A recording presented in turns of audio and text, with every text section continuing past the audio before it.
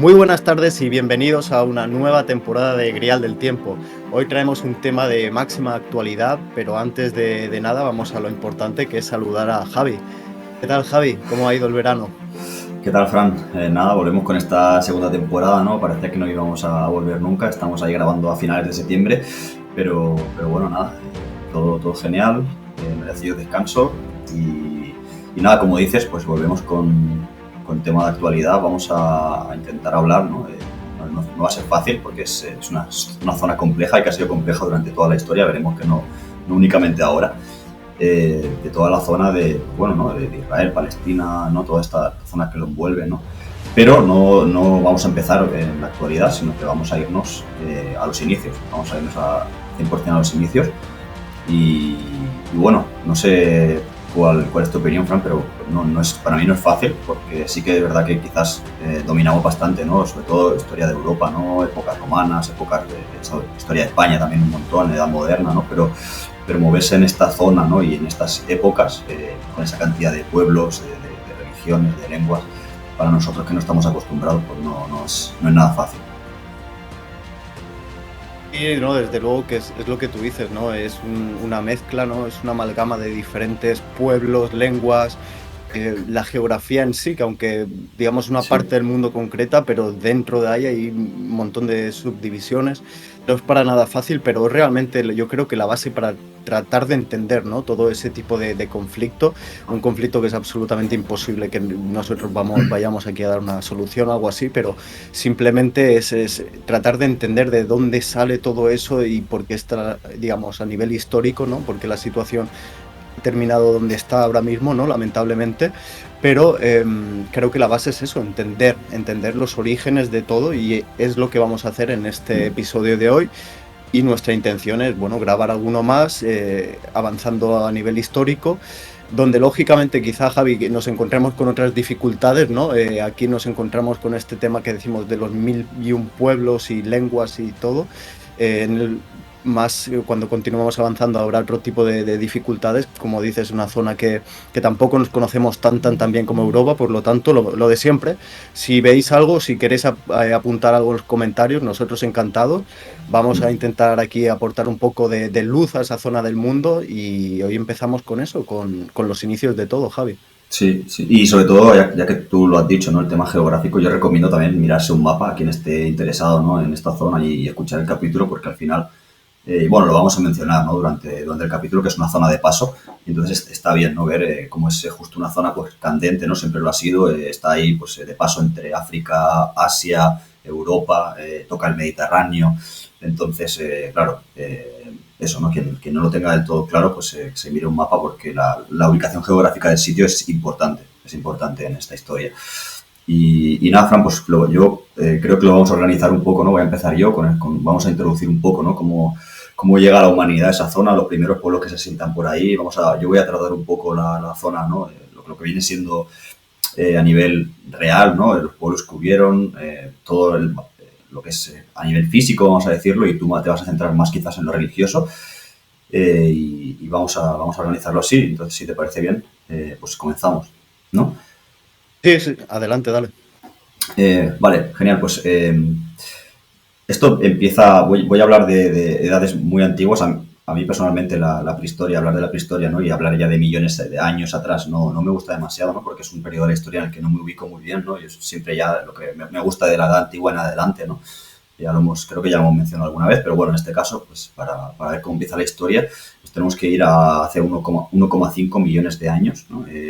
Cuando el Homo erectus abandona África y pasa por el corredor levantino, ¿no? Que es como también se conoce esta zona, sale de África, este corredor levantino que conecta África, Asia y Europa, y bueno, pues ya pasan por aquí, ¿no? Y ya hay registros de esta primera actividad, que ni siquiera es la especie humana actual, ¿no? En este caso, sino el Homo erectus, pero bueno, ya vemos que desde buen principio hay gente pasando por aquí.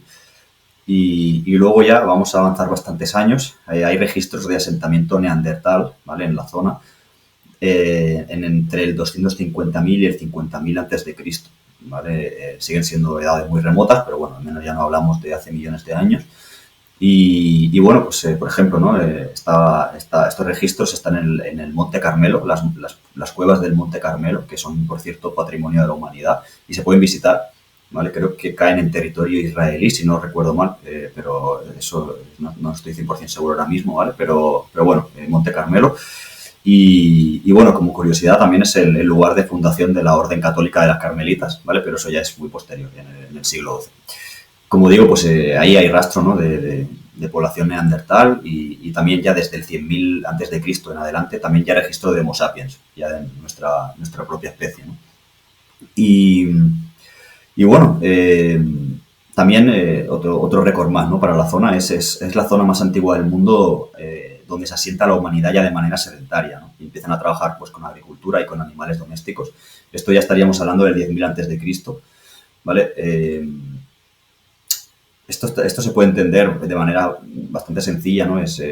Porque esta zona forma parte de lo que se conoce como creciente fértil, ¿vale?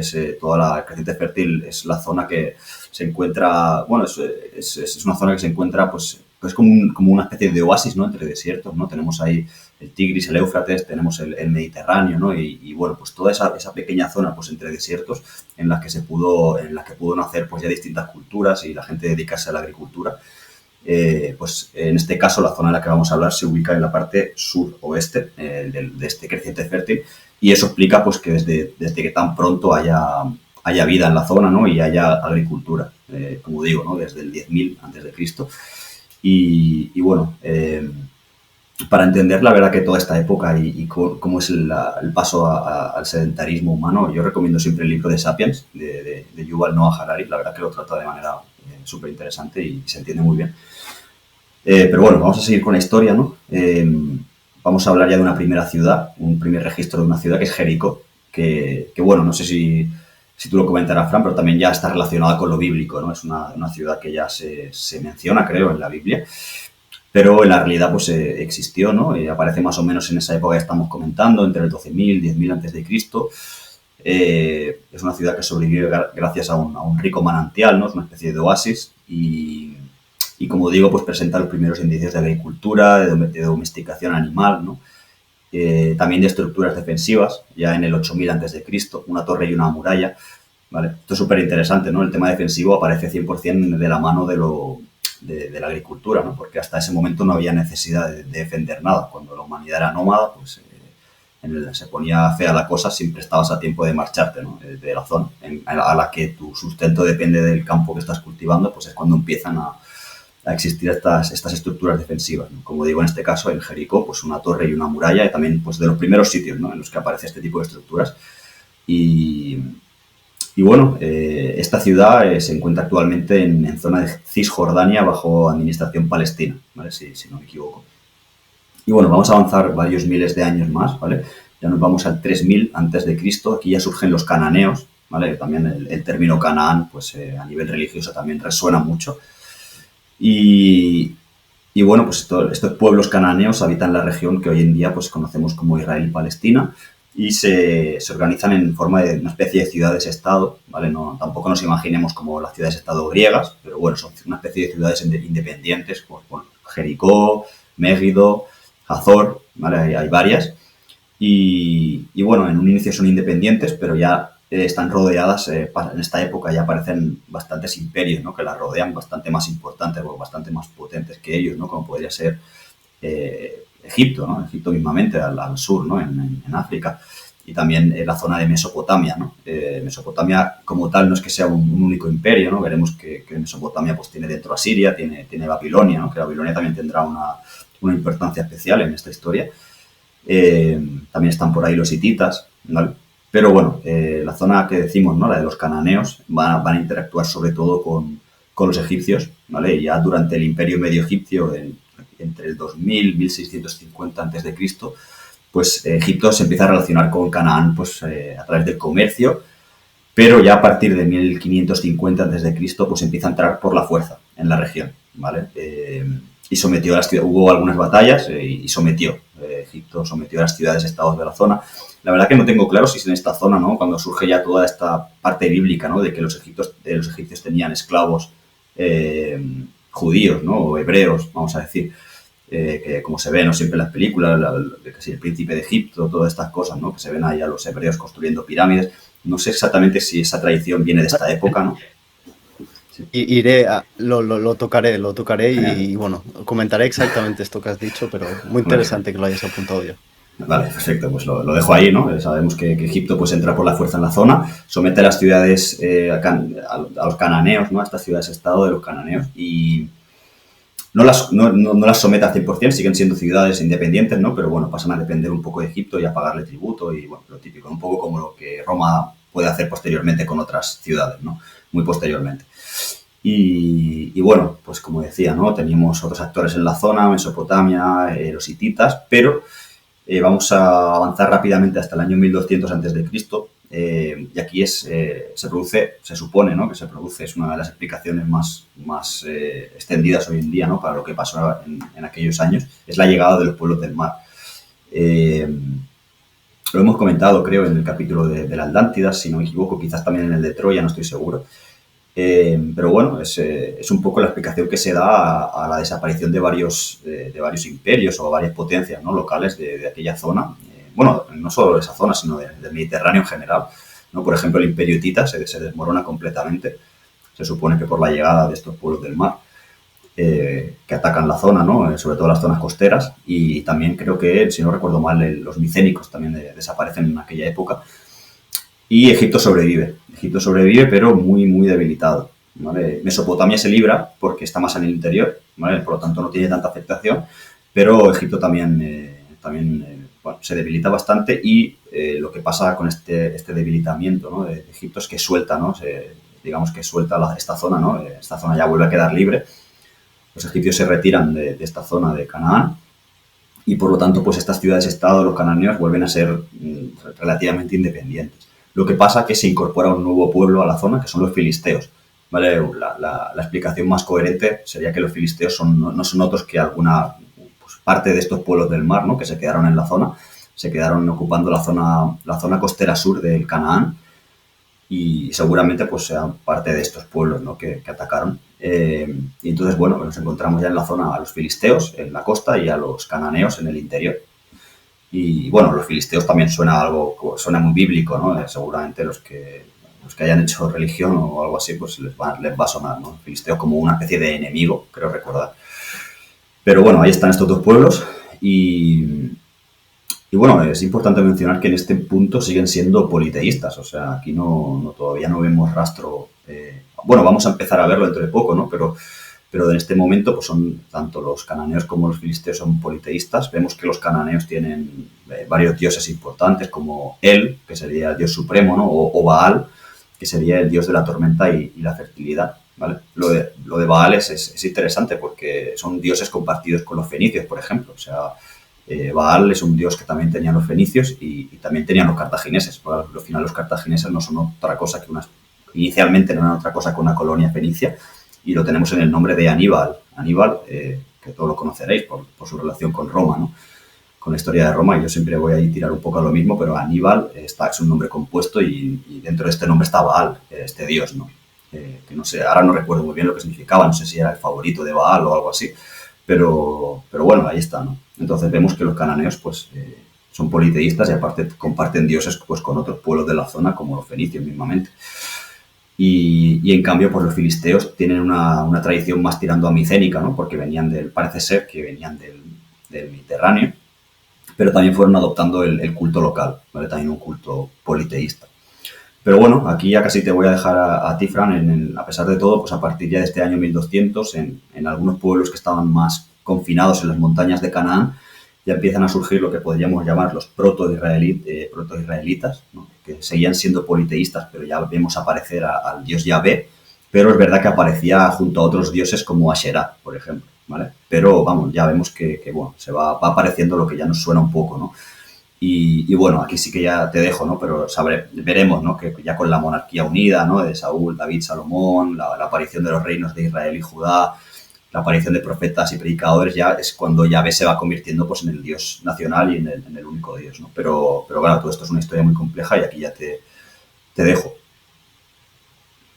Pues sí, Javi, la verdad, se ha introducido muy bien la zona y algunas de las temas que voy a tratar.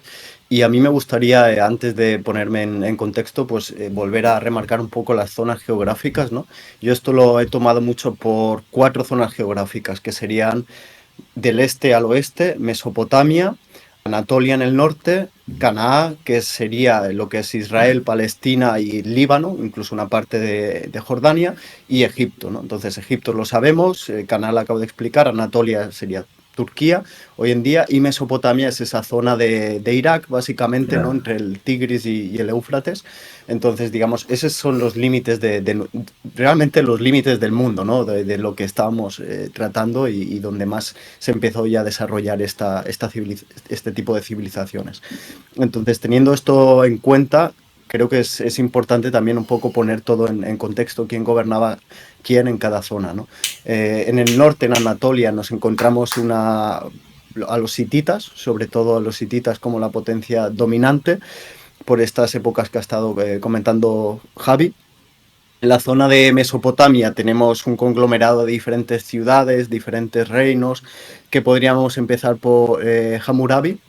Sería en torno ya pues esa época del 1700-2000 antes de Cristo, que es también, digamos, las fundaciones de Ur, quedaos con este nombre, Uruk y todo este tipo de ciudades que encontramos ahí en Mesopotamia. Luego vemos cómo va desarrollándose ya hacia Babilonia, Asiria, y empiezan a ser las potencias ahí regentes. Y bueno, en Canaán nos encontramos pues esta diversidad, ¿no? De pueblos semitas, que ahora explicaré también de dónde sale el término semita. Y en Egipto yo me centro solo en la parte del 1550 al 1070, donde lo has dicho exactamente, donde empieza ese periodo de violencia, que es el imperio nuevo de Egipto, ¿no? Es ese momento en donde sí, se empiezan a atacar a esa costa de Canaán, a esa costa de lo que hoy en día es Oriente Próximo. Y algo muy interesante es que, bueno, a partir de Tutmosis III, y bueno, vemos también como hay una especie de migración de esos pueblos semitas, ¿vale? A 1550 todavía no quiero hablar de pueblos hebreos, ni israelíes, ni judíos. Ahora explicaré en qué momento salen estos términos. Vamos a centrarnos en pueblos semitas. Estos pueblos semitas, algunos sí que se van a la zona del delta del Nilo, ¿vale? Y entonces esta gente empieza ahí a trabajar, algunos como esclavos, otros bueno, como trabajadores. Lo que sí que es evidente y he estado bueno, un poco informándome y tal, es que no hay ninguna evidencia escrita por parte de los egipcios que tomasen a esos semitas, a esos hebreos posteriores como esclavos. Es decir, lo que se describe como ese éxodo de Moisés y tal bueno, en el libro del Éxodo, lo que es en sí la Torá, que luego es el Antiguo Testamento cristiano, ¿no? Nuestra Biblia, no hay un rastro claro, no hay un rastro escrito de que realmente fuese un éxodo, digamos, a nivel bueno, de miles y miles y miles de personas, ¿no? Es cierto que sí que hubo grupos de esclavos que estarían trabajando para, bueno, pues los faraones, para el poder local de Egipto, pero no hubo, al menos no tenemos, somos historiadores, o pretendemos divulgar la historia, entonces nos centramos básicamente en eso. No hay un rastro fehaciente claro que diga que pues hubo un éxodo, hubo miles y miles de esclavos hebreos, judíos, que salieron de Egipto hacia Israel. Entonces nos movemos ahí a caballo, ¿no? Entre, pues bueno, lo que es la teología, lo que son los escritos de verdad. Lo que sí que es evidente es que parece que si de una u otra forma, pues pueblos semitas fueron a Egipto y estuvieron Fran, trabajando. Algo que has para, comentado y que yo... para acabar Dime. de desmontar el mito del todo, realmente hay que decir que, sobre todo para lo que son las pirámides las más antiguas, las famosas, ¿no? Vamos a decir que creo que son un pelín anteriores a este periodo, pero realmente la mayor parte de los trabajadores no eran esclavos. O sea, esto es una especie de bulo, ¿no? Un poco, sí, bueno, siguiendo un poco la línea de lo que dicen, ¿no? Pero la mayor parte de los trabajadores eran trabajadores y eran expertos en su trabajo y se les pagaba por ello. Y sí, había esclavos, como en todas las culturas de la época, pero bueno, es una especie de bulo, ¿no? Eso de que la mayoría de los trabajadores de las pirámides fuesen esclavos, no es así. Pero bueno, es un poco por acabar de desmontar, ¿no? Este mito. Y no, me lo has dejado votando porque precisamente ahí va por lo que he podido consultar, las pirámides, cuando hablamos de este periodo, en el 1500 antes de Cristo, ya llevan cerca de 1000 años Sí, sí, construidas. claro. Entonces, Las famosas, claro, famosas son más antiguas. Las que conocemos como la Gran Pirámide y todo eso es incluso es anterior a este periodo, exacto. es mucho anterior, son 1000 años. Entonces, es algo que yo tampoco, porque son fechas en donde decimos, si no eres un experto, te pierdes, simplemente te pierdes, ya no sabes, claro, 2500 o 1500 antes de Cristo, Sí, sí. te queda tan lejos, ¿no? Que te puedes perder, pero luego cuando ves los números y lo piensas fríamente, dices, wow, hacía ya 1000 años, ¿no? O sea, entonces, Sí, sí, y sí. creo que incluso la peli del Príncipe de Egipto, no sé si ellos salían trabajando en las pirámides o... Sí, sí, sí, yo creo que eh, sí. Se le veía construir pirámides o incluso, no sé si la esfinge o alguna cosa de estas. Y digo, decía, bueno, a ver, no deja de ser ficción, es- ¿no? Pero bueno, que está claro que no tiene ninguna base real. Pero sí, la verdad que es impresionante lo largo que es lo que es la historia de Egipto, ¿no? Como tal, como esa cultura antigua, es larguísima. Que hay un facto que sí que es verdad que ya los ha comentado mucho, ¿no? Pero es real, o sea, estábamos, creo que sí, o sea, Cleopatra, que es la última, vamos a decir, la última faraona, ¿no? Ya en periodo romano, ¿no? Greco-romano, pero la última faraona está más cerca de nosotros que de las antiguas pirámides. O sea, hay menos tiempo, ha transcurrido menos tiempo desde Cleopatra hasta la actualidad que desde Cleopatra a las pirámides de su propia cultura, ¿no? O sea, es increíble lo largo que es. Sí, sí, sí, es tal cual, ¿no? Y uno piensa un poco la concepción que tenemos de lo que es en sí el tiempo, ¿no? En tratar de entenderlo. Cuando uno piensa, por ejemplo, ahora mismo en el 2025 nos vamos 1000 años atrás, al año 1025, y uno piensa, pues, cómo hemos cambiado, ¿no? Qué Sí, antiguo se sí. nos queda eso, que todo. Y luego aquí estamos hablando ahí, ¿no? Pero que en el 1500 las pirámides ya llevan 1000 años, ¿no? Construidas. Es como, Sí, sí. Es es, bestial. es algo que realmente te hace ver bueno, que nuestra existencia, pues, es una mota de polvo, ¿no? En todo lo que es la historia, porque es, bueno, inimaginable. Entonces, bueno, simplemente esto era un poco poner el contexto de tanto de Egipto, de Anatolia con los hititas, Mesopotamia, como hemos dicho, primero con Hammurabi y luego Babilonia y Asiria, y esta zona que es la que realmente me voy a centrar, que es el de Canaán, ¿no? Que es lo que sería Israel, Palestina, Líbano y una parte de Jordania hoy en día. Entonces, aquí lo más importante a tener en cuenta es que nos vamos a mover siempre entre el relato religioso, teológico y los hechos reales, ¿no? Entonces, uno tiene que moverse entre esos dos, digamos, terrenos de juego, ¿no? Y entonces muchas veces es difícil decir exactamente qué sucedió, qué no sucedió. Y bueno, al fin y al cabo los relatos religiosos de aquellos tiempos pues no eran más que la recopilación de la historia oral, de tradiciones. Y yo creo que sí que es cierto que no hay que tomárselo al 100% de la letra, ¿no? De si hablamos de X personaje, pues a lo mejor ni existió, pero sí que están basados en cosas que seguramente sí sucediesen, ¿no? Entonces, bueno, es una forma de ponerle cara y rostros a eventos que seguramente sí sucediesen, pero con un nombre, ¿no? En concreto.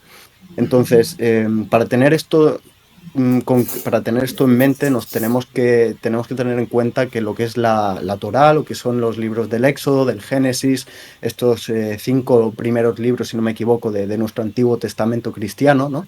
Se escribieron más o menos en torno al 1000 y el 500 antes de Cristo, ¿vale? Entonces, cuando sale ya esta tradición escrita.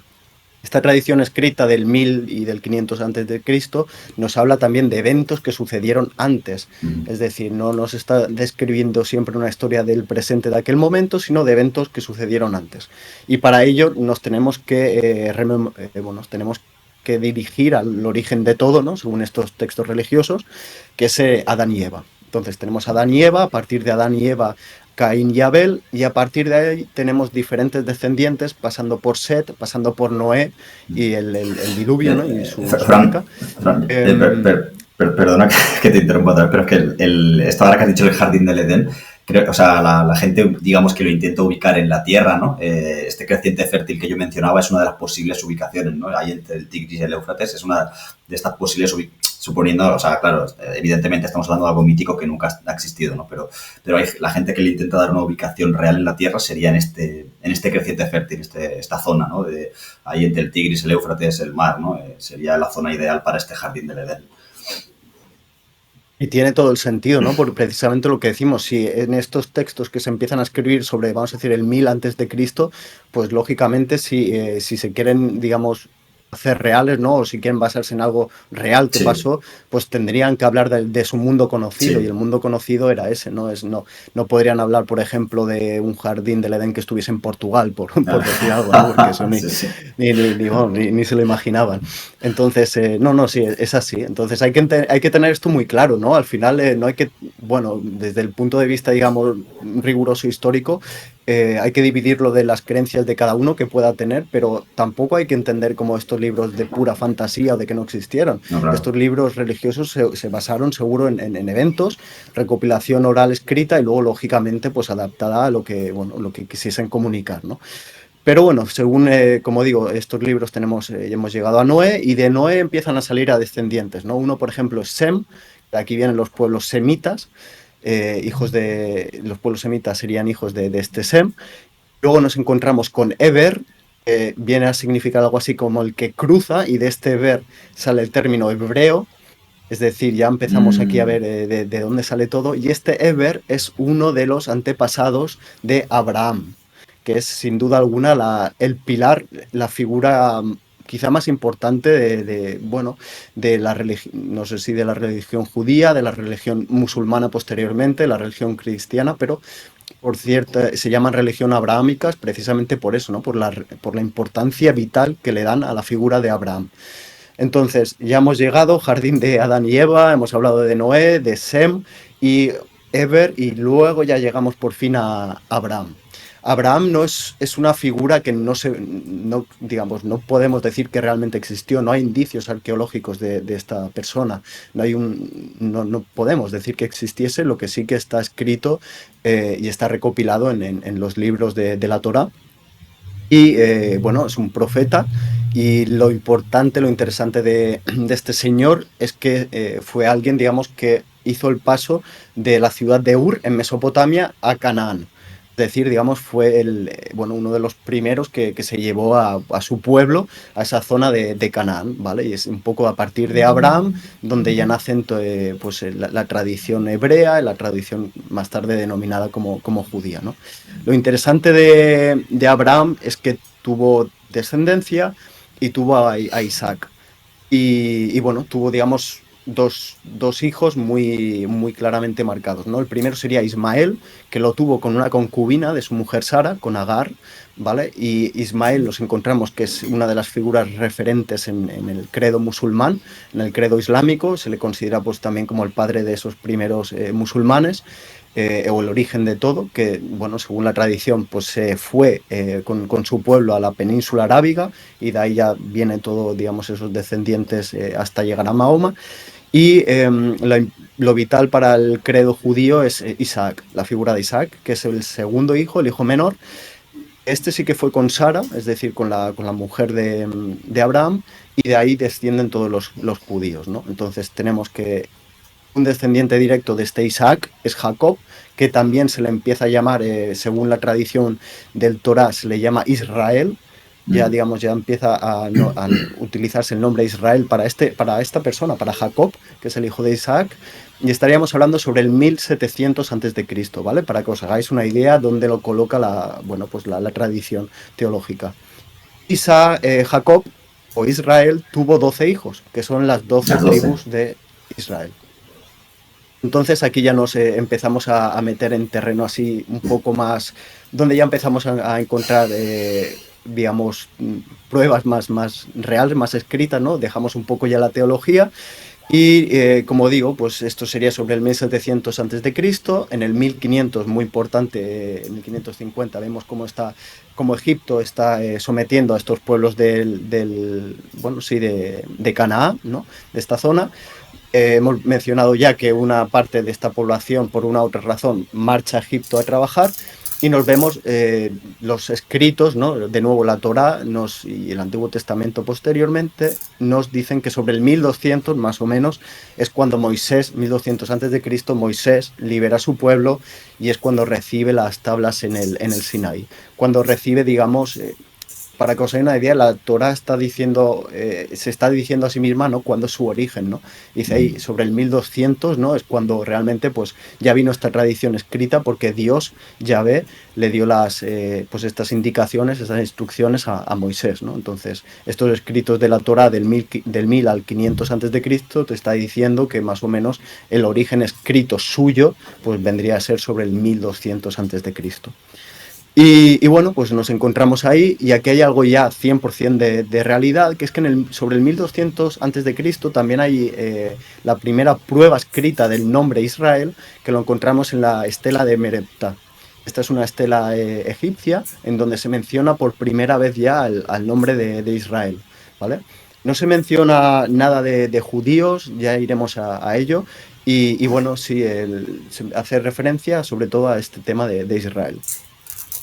Avanzamos un poquito más en la historia, llegamos ya sobre el año 1000 antes de Cristo y es cuando nos encontramos con la figura del rey David y sobre todo el rey Salomón, que es el que consigue unificar el reino ya de Israel, ¿no? Hemos visto como ya hemos pasado de ser semitas a luego ser, digamos, hebreos, porque se consideraban ya descendientes de Eber y de Abraham, ¿no? Y hemos visto como, bueno, ya a partir de esa descendencia de Jacob / Israel, pues ya empiezan esas 12 tribus de Israel, ¿no? Vemos como ya existe el nombre real de Israel sobre el 1200 antes de Cristo, y entonces pues ya nos encontramos un tipo de pueblos que tienen ese culto a Yahvé, que es cierto que también no acaban de denegar el culto politeísta, pero sí que están ya mucho más enfocados a un Dios único, y en donde se empieza ya a crear realmente su tradición escrita, es decir, la Torá. Entonces nos encontramos ahí bajo el reinado de Salomón, que es el que unifica, digamos, todas estas tribus, todos estos pueblos, y los convierte en lo que sería una especie de proto-Israel, ¿no? Si lo queremos llamar así. Esto no duraría mucho, esto sería más o menos sobre el 1900 y pico hasta el 931 antes de Cristo, es decir, como podéis ver, en el mejor de los casos, 70 años. Y esto es así porque a partir de ese momento es cuando el reino de Israel se divide en dos. Se divide en el reino del norte, con la capital que sería Samaria, y el reino del sur, que aquí es lo interesante, que sería Judea, cuya capital sería Jerusalén. Según los escritos, en el reino del norte nos encontramos con 10 tribus, de las 12 que se perdieron, fueron las 10 tribus perdidas de Israel, y en el reino del sur se mantuvieron 2 tribus, la de Judá y la de Benjamín, que se siguieron manteniendo durante los siglos. El reino del norte fue el primero en caer, como digo, en el 931, y de ahí la división, y fue destruido, digamos, por los asirios, si ahora no me equivoco exactamente. Entonces los asirios, digamos que logran imponerse en este reino del norte, y el reino del sur, digamos, sigue manteniendo y sigue siendo un poco ya lo que sería el foco en sí de la tradición, del pueblo de Israel, esa tradición hebrea, ¿vale? Y es cuando ya vemos que, bueno, se empieza ya con el templo de Salomón, el primer templo de Jerusalén ya está construido ahí en Jerusalén, y ese templo aguanta varios siglos hasta más o menos el 586 antes de Cristo. Es en este momento, como veis, estamos hablando de unos casi 300 y pico, 400 años, en donde nos hemos encontrado estos dos reinos, el del norte y el del sur como, digamos, ya la cuna de esa religión hebrea, del pueblo de Israel, y es en el 586 donde los babilonios, por medio de Nabucodonosor, entran y destruyen ese templo.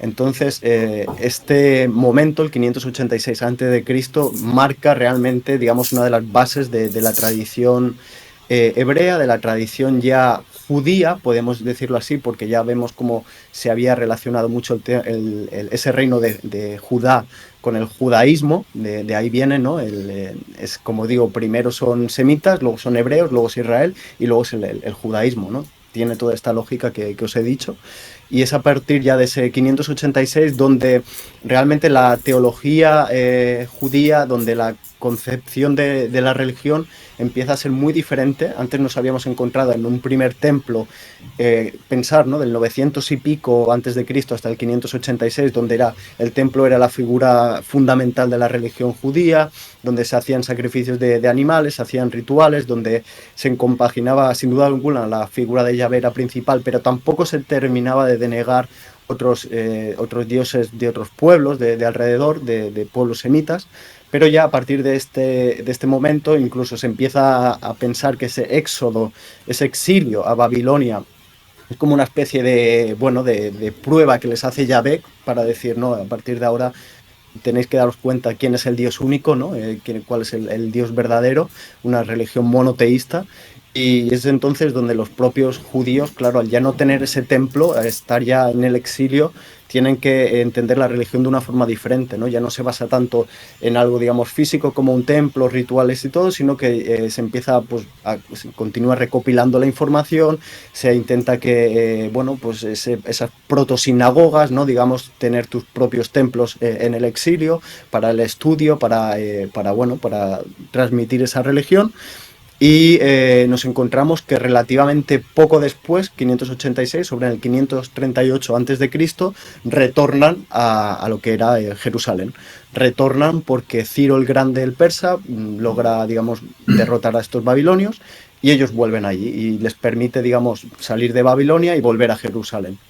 Una vez vuelven a Jerusalén, sobre el 515 a.C., terminan de levantar su segundo templo, ¿vale? Y bueno, un poco ya con la lección aprendida, digamos, ya centrándose mucho más en el credo monoteísta, no dando a ese templo, digamos, todo el valor, todo el peso, sino pues también aportando el estudio a través de sinagogas o a través de, bueno, de la importancia de la tradición escrita, ¿no? De ellos mismos decir, hey, un templo se puede perder, nos lo pueden destruir, como ha pasado, pero si nosotros logramos que esta religión, que esta tradición quede escrita, que la vayamos divulgando, que la vayamos enseñando, que la hagamos nómada, que la hagamos portátil, una religión portátil, ¿no?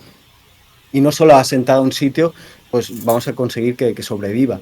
Y seguramente eso es el gran porqué de todas estas religiones semitas. Porqué de todas las religiones semitas la que ha sobrevivido hasta la actualidad es el judaísmo, ¿no? Quizá porque lograron entender que no se pueden centrar solo en una ciudad concreta, en un templo y ponerlo todo ahí, sino que tenían que hacer esa transición hacia una religión pues más móvil, que les permita moverse de aquí para allá, de que si su templo o ciudad queda destruida o queda ocupada y ellos tienen que exiliarse, que se la puedan llevar.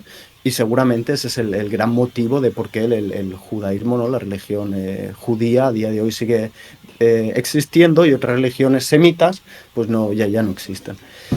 Y como digo, pues nos encontramos ya en este segundo templo, donde estaba, por cierto, una cámara, digamos, que solo tenía acceso el sacerdote supremo, ¿no?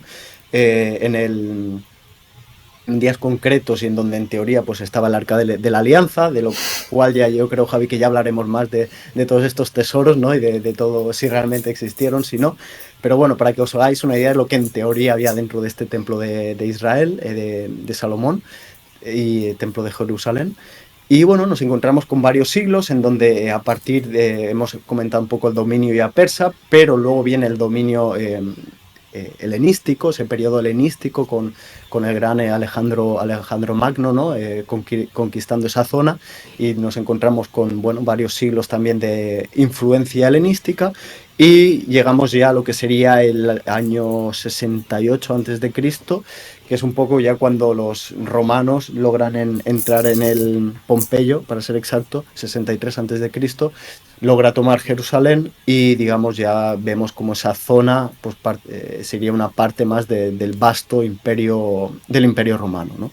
Sí, Aquí aunque ya en esta época todavía no podemos hablar de imperio. Cuando es conquistada esa zona, Pompeyo es todavía república. Estamos ahí justo al final. Esto es época de la muerte de la república, pero Pompeyo de César es época republicana. Así que sí que posteriormente formará parte del imperio, está claro, pero ahora mismo es conquistado en época republicana. Sí, sí. Gracias, Javi, por el apunte, nuestro romanólogo. Efectivamente, es así, no había empezado todavía el imperio. Pero bueno, para que os hagáis una idea. Y no, y entonces lo que la figura quizá más relevante en la zona es el rey Herodes, ¿no? Que quizá aquí también, Javi, tú puedes dar tu opinión un poco de la influencia que tenía en Roma o no. Yo por lo que he estado investigando y tal, he visto que era, bueno, era un rey semita que se convirtió al judaísmo. Él de primeras no era judío, sino que se convirtió a la Ujú. religión judía, que estuvo gobernando ahí y era una especie de monarquía satélite, ¿no? Una monarquía Sí, satélite de esa República Romana, más tarde Imperio Romano, unos años después, pero hablemos con sí. propiedad, es decir, República Romana. No sé mucho del Y tema, pero sí era amigo, era, entre comillas, vamos a decir, amigo de Roma, ¿no? Y entonces, digamos que operaba como, hacía que su estado operase como una especie de estado satélite, ¿no? A la República Romana. Pero sí, sí, sí, esa es la idea. entonces sí, nos encontramos que con este Herodes, pues este segundo templo se expandió, se construyó, incluso se hizo más grande. Y bueno, aquí ya nos encontramos con todo el relato ya más bíblico, ¿no? Que nos decía que bueno, que había escuchado que había nacido el nuevo rey de los judíos y lógicamente él se veía influenciado por, bueno, temía perder el control y por eso encontramos todo esto, que la orden que dio, ¿no? De asesinar a todos los varones menores de 2 años, precisamente pues para eliminar a este rey de los judíos. Como decimos, esto no hay un registro claro de esto, pero sí que es cierto que Herodes era una persona, por lo que podemos ver en los escritos, era una persona con paranoia, una persona que conspiranoica, una persona que incluso, bueno, tomó actos de matar a gente de su propia familia. Entonces es lo de siempre, al final la religión, todos estos textos no son, no se inventan de la nada, no salen por combustión espontánea, no tienen de una forma u otra una base histórica y entonces pues quizá no podemos demostrar, como decimos, que él supiese que iba a nacer Jesús, el rey de los judíos y que por eso ordenase todo eso, pero sí que parece evidente que esta persona pues era una persona muy conspiranoica y que, bueno, pues un evento que no sería extraño, ¿no? Que se hubiese dado. Y bueno, entonces ya nos quedamos ahí y avanzamos ya nace Jesús, ya, bueno, sin historia, ya empezamos ya a hablar de esos primeros tiempos de lo que sería más tarde el cristianismo, pero yo me sigo manteniendo, digamos, en nuestra historia de lo que hemos comentado hoy, que es el del pueblo, ya del pueblo judío completamente, ¿no? Y me voy a quedar en el año 70 después de Cristo, que es cuando ya, por medio de Tito, corrígeme, aquí estamos hablando de imperio ya, imperio romano. Sí, sí, sí. En este momento estamos hablando ya Perfecto. de la época de la dinastía Flavia, que son la época de Vespasiano, que es en este momento el que tú estás mencionando, ¿no? En ese año en que cae, creo que ibas a decir, ¿no? Que cae el segundo templo, pues de la mano de Tito, sería el emperador sería Vespasiano, y Tito sería uno de sus generales más exitosos y su hijo, a su vez, y su heredero, ¿no? Y luego ya por último tendríamos a Domiciano, que estos tres personajes serían estos tres emperadores son los que formarían esta dinastía Flavia. Perfecto, pues aquí ya nos vamos a quedar por hoy en el año 70 después de Cristo, ya como dice, bien apunta Javi, ya hablamos de imperio romano, ¿no? También muy curioso cómo se da la transición, ¿no? De república a imperio, imaginad, ¿no? Todo lo que pasó durante estos años.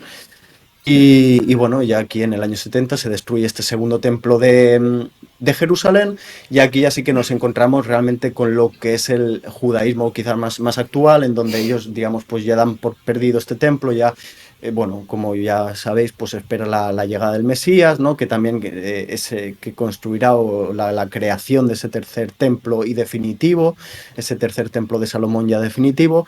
Nos encontramos ya con un judaísmo rabínico, ¿no? La figura del rabino gana muchísima importancia, la figura del estudio de la Torah, de la sinagoga, aquí ya sí que es 100% fundamental, y como digo, se convierte todavía más en una religión móvil, en una religión que bueno, tiene muy arraigada, ¿no? Digamos, ese sentimiento de pertenencia a esta tierra, por lo que os he comentado desde los tiempos de Abraham, ¿no? Que ellos consideran que fue el primero que llevó a lo que sería su protopueblo a esta zona, y a partir de ahí pues siempre tuvieron, como habéis visto, tuvieron exilios, tuvieron que marcharse con la idea siempre única de ese Dios único de Yahvé, pero manteniendo pues una religión móvil, con su sentimiento de pertenencia a ese pueblo que ellos consideran, con el credo a Jehová. a Yahvé, perdón, y bueno, entonces ese es el momento en donde ya, pues a partir de ahí los siglos pasan, ahí claro que sí hay cambios, pero realmente en estos años que os hemos comentado, sobre el 1200 hasta el 70 después de Cristo, es cuando se funda, cuando se fundamenta, ¿no? Y cuando todo ese judaísmo realmente evoluciona muchísimo, como ha comentado Javi, primero de pueblos más semitas, realmente así, luego hebreos, Israel y judíos, judaísmo, bueno, de una religión quizá más politeísta, con esa idea de un Dios, ¿no? Supremo, allá directamente pues convertirse en una religión totalmente monoteísta, con unos escritos muy claros, con unas leyes muy claras, y bueno, la clave es eso, haber conseguido hacer una religión portátil, teniendo en cuenta, ¿no? Bueno, pues lo que ellos habían habitado, digamos, los echaron, tuvieron que exiliarse, tuvieron que ir por aquí, les destruyeron el templo y adoptaron esta medida que, como digo, sin duda alguna, pues fue una medida de supervivencia que ha resultado útil, porque ellos son los únicos, sí, los únicos pueblos semitas, ¿no? Al menos grandes que conocemos, que siguen manteniendo su religión, y todas las demás pues desaparecieron con el paso del tiempo. Así Eh, que, Javi, Fran, no sé si y tienes también algo más. hay que mencionar también que más allá, ¿no?, de que realmente dentro de este templo estuviese o no el Arca de la Alianza, la Mesa de Salomón, ¿no?, y todas estas famosas reliquias, lo que sí que es 100% real, ¿no?, es que debía ser increíblemente rico, no solo el templo, sino toda la zona en general, ¿no?, cuando fue saqueada por los romanos, porque cuando Tito volvió a Roma, ¿no?, con el botín de esta conquista, bueno, pues la dinastía Flavia se pudo financiar toda una serie de infraestructuras y de construcciones, y ni más ni menos que construyeron lo que en aquel momento se conoció como el Anfiteatro Nuevo o Anfiteatro Flavio, que es como lo conocían en aquel momento, pero que para nosotros no es otra cosa que el Coliseo. O sea que fíjate, ¿no?, las increíbles riquezas, ¿no?, más allá de que hubiese o no hubiese las reliquias sagradas y la mesa de Salomón y tal y cual, ¿no?, pero rico, o sea, lo que viene siendo oro y demás, ¿no?, debía de haber a raudales, porque como digo, pues se pudo construir el Coliseo, se pudo construir toda una serie de infraestructuras que hizo que a esta dinastía Flavia, ¿no?, pues le fuese bastante bien en Roma. Pues muchas gracias, Javi, por ese apunte, ¿no? Y yo creo que hemos hecho un buen repaso, ¿no? Como decimos, no es fácil reunir toda esta amalgama de pueblos, tradiciones, lenguas, creencias, religiones en los minutos que hemos tenido, pero al menos yo creo que sirve, ¿no? Para un poco entender cuál era la historia de esta zona geográfica del mundo, un poco para entender pues cuál es el origen, ¿no? Del judaísmo. Lógicamente, pues no podemos hablar, no hemos hablado nada del origen del Islam, más allá de este tema de Ismael, porque lógicamente todavía quedaban Posterior. siglos, ¿no? Sí, sí, sí. Hasta digamos, el origen. Por lo tanto, pues en esta época lo que impera, lo que tenemos que tratar más es ese origen. Y bueno, Javi, espero que te haya gustado. Yo personalmente he aprendido mucho con lo que nos has contado, con lo que he podido investigar.